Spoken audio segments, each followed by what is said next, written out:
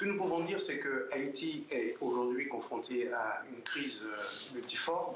Elle est à la fois institutionnelle, le gouvernement n'est pas légitime. C'est une crise économique profonde. On considère qu'aujourd'hui, plus de 65% de la population se trouve en dessous du seuil de pauvreté, ce qui est extrême. Et par ailleurs, nous avons cette crise sécuritaire dont vous parlez, avec plusieurs centaines de gangs qui tiennent la capitale, Port-au-Prince, en otage et qui empêchent en fait toute forme de vie pratique, de vie normale. Donc nous sommes un pays, comme on dit, un pays effondré, avec un État absent. Et c'est pour cela que la volonté du Kenya de venir à notre secours, d'accepter en fait cette lourde tâche, c'est pour nous plutôt une bonne nouvelle. C'est une bonne idée pour vous? C'est une bonne idée dans la mesure où, dans l'urgence où se trouve aujourd'hui Haïti, nous ne regardons pas à la main qui nous porte secours. Bien entendu, nous aurions aimé éviter cette extrémité-là, mais disons que, compte tenu de la situation et compte tenu surtout de la durée de la crise, il est aujourd'hui évident que Haïti ne pourra pas s'en sortir toute seule. On a vu beaucoup par le passé des programmes d'aide, notamment après finalement le séisme de 2010. Ça n'a pas changé grand-chose. Est-ce que finalement ça ne s'inscrit pas, selon vous, dans une sorte d'approche différente de l'assistance à apporter à Haïti?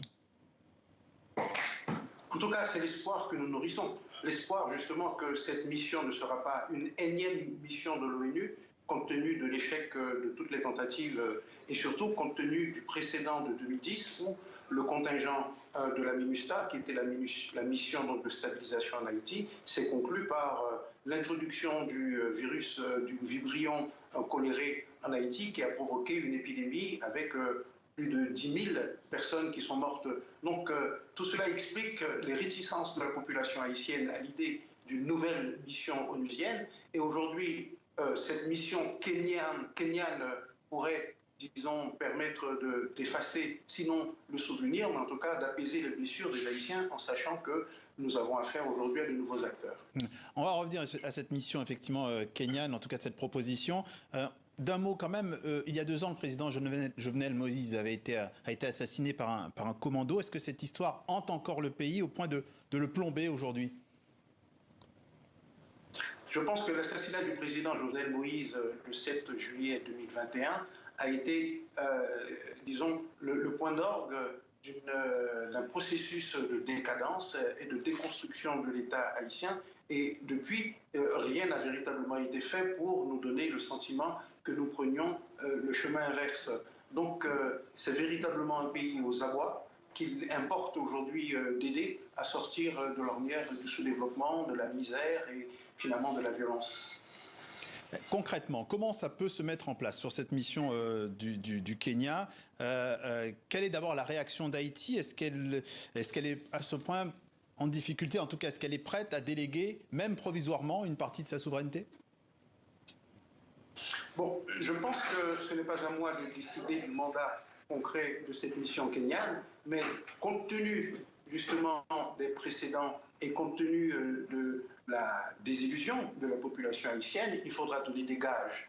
Il faudra que, sur le plan sanitaire, par exemple, qu'on n'introduise pas de nouveaux virus qui ne feront qu'ajouter à la misère des Haïtiens. Mais surtout, je pense que c'est l'occasion pour l'autorité kenyane de jouer plutôt le rôle d'interposition.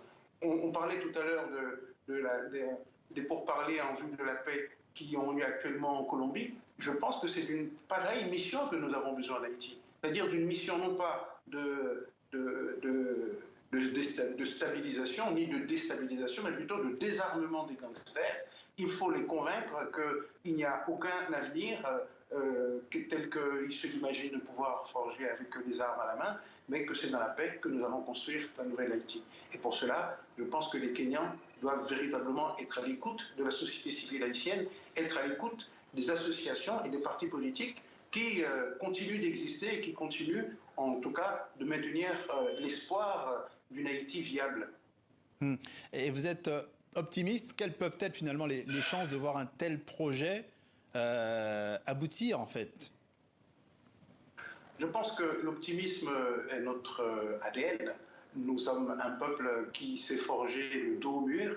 Haïti n'a jamais pu compter sur l'aide de quiconque pour sortir de l'ornière du sous-développement, de la misère, de l'esclavage. Maintenant qu'un pays africain se présente pour nous porter secours, ce ne peut être qu'une bonne nouvelle. Donc c'est pour ça que je suis optimiste, mais modérément optimiste aussi, compte tenu de l'échec des missions précédentes et compte tenu également de l'incapacité du Kenya à faire régner l'ordre, par exemple en Somalie, qui est le pays voisin et pays dans lequel l'armée kenyane a déjà eu une mission d'interposition avec les résultats que nous savons. D'un mot, très rapidement, vous y voyez quoi? Une sorte de solidarité avec la diaspora? Très rapidement.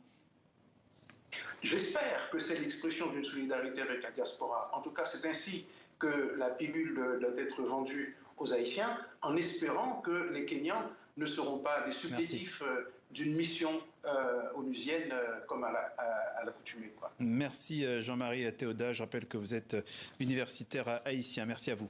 Ce que nous pouvons dire, c'est que Haïti est aujourd'hui confronté à une crise multiforme. Elle est à la fois institutionnelle, le gouvernement n'est pas légitime. C'est une crise économique profonde. On considère qu'aujourd'hui, plus de 65% de la population se trouve en dessous du seuil de pauvreté, ce qui est extrême. Et par ailleurs, nous avons cette crise sécuritaire dont vous parlez, avec plusieurs centaines de gangs qui tiennent la capitale, Port-au-Prince, en otage et qui empêchent en fait toute forme de vie pratique, de vie normale. Donc nous sommes un pays, comme on dit, un pays effondré, avec un État absent. Et c'est pour cela que la volonté du Kenya de venir à notre secours, d'accepter en fait cette lourde tâche, c'est pour nous plutôt une bonne nouvelle. C'est une bonne idée pour vous? C'est une bonne idée dans la mesure où, dans l'urgence où se trouve aujourd'hui Haïti, nous ne regardons pas à la main qui nous porte secours. Bien entendu, nous aurions aimé éviter cette extrémité-là, mais disons que compte tenu de la situation et compte tenu surtout de la durée de la crise, il est aujourd'hui évident que Haïti ne pourra pas s'en sortir toute seule. On a vu beaucoup par le passé des programmes d'aide, notamment après finalement le séisme de 2010. Ça n'a pas changé grand-chose. Est-ce que finalement ça ne s'inscrit pas, selon vous, dans une sorte d'approche différente de l'assistance à apporter à Haïti? En tout cas, c'est l'espoir que nous nourrissons. L'espoir justement que cette mission ne sera pas une énième mission de l'ONU, compte tenu de l'échec de toutes les tentatives et surtout compte tenu du précédent de 2010 où le contingent de la MINUSTAH, qui était la mission donc, de stabilisation en Haïti, s'est conclu par l'introduction du virus, du vibrion choléré en Haïti qui a provoqué une épidémie avec plus de 10 000 personnes qui sont mortes. Donc tout cela explique les réticences de la population haïtienne à l'idée d'une nouvelle mission onusienne. Et aujourd'hui, cette mission kenyane pourrait, disons, permettre d'effacer, sinon le souvenir, mais en tout cas d'apaiser les blessures des Haïtiens en sachant que nous avons affaire aujourd'hui à de nouveaux acteurs. On va revenir à cette mission, effectivement, kenyane, en tout cas de cette proposition. D'un mot quand même, il y a 2 ans, le président Jovenel Moïse a été assassiné par un commando. Est-ce que cette histoire hante encore le pays au point de le plomber aujourd'hui? Je pense que l'assassinat du président Jovenel Moïse le 7 juillet 2021 a été, disons, le point d'orgue d'un processus de décadence et de déconstruction de l'État haïtien.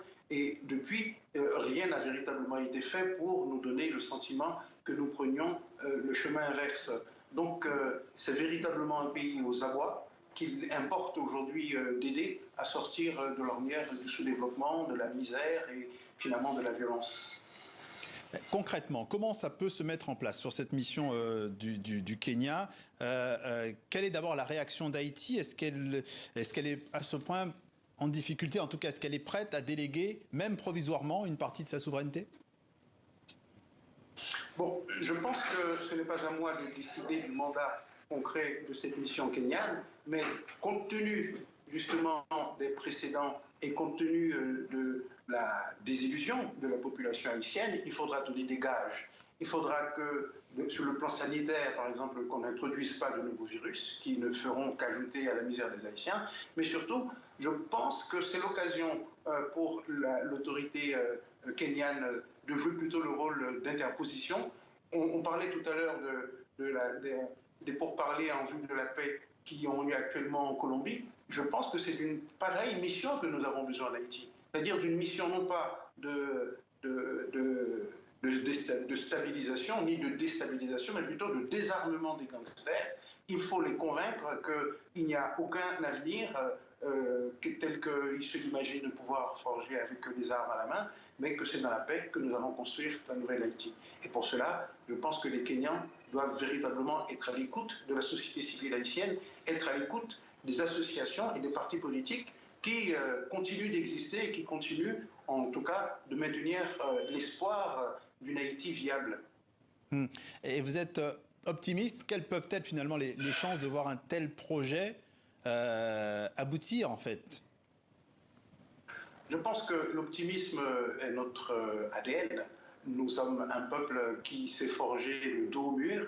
Haïti n'a jamais pu compter sur l'aide de quiconque pour sortir de l'ornière du sous-développement, de la misère, de l'esclavage. Maintenant qu'un pays africain se présente pour nous porter secours, ce ne peut être qu'une bonne nouvelle. Donc c'est pour ça que je suis optimiste, mais modérément optimiste aussi, compte tenu de l'échec des missions précédentes et compte tenu également de l'incapacité du Kenya à faire régner l'ordre, par exemple en Somalie, qui est le pays voisin et pays dans lequel l'armée kenyane a déjà eu une mission d'interposition avec les résultats que nous savons. D'un mot, très rapidement, vous y voyez quoi? Une sorte de solidarité avec la diaspora? Très rapidement. J'espère que c'est l'expression d'une solidarité avec la diaspora. En tout cas, c'est ainsi que la pilule doit être vendue aux Haïtiens, en espérant que les Kenyans ne seront pas des supplétifs d'une mission onusienne comme à l'accoutumée. Merci Jean-Marie Théodat. Je rappelle que vous êtes universitaire haïtien. Merci à vous.